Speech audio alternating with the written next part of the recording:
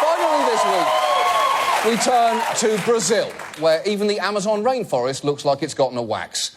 Now, President Dilma Rousseff has spent the whole week dealing with developments in a corruption scandal which threatens to undermine her entire government.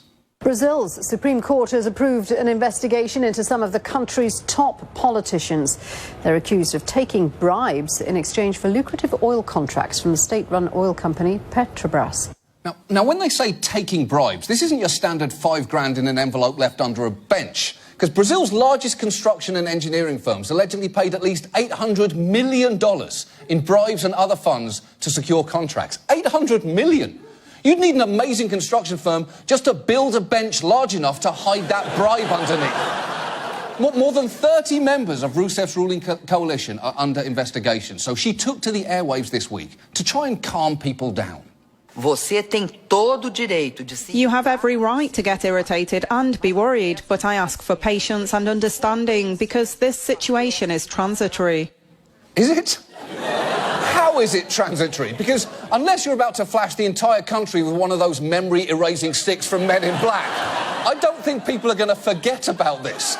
In fact, Brazilians weren't even listening to her speech for a pretty loud reason. Her critics had organized a kind of pot-banging protest, and I was in Sao Paulo, leaned out the window. It sounded like a football game. People were banging their pots, honking their horns. Fora!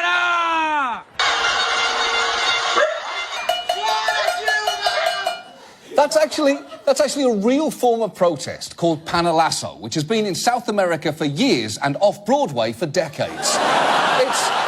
It's so entrenched, it's even taken place on the floor of Brazil's legislature.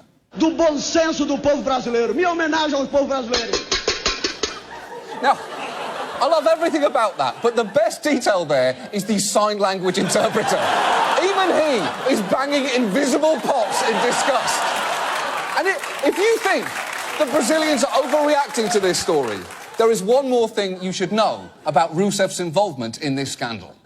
President Rousseff chaired the board of Petrobras for 7 years when much of the corruption is believed to have taken place.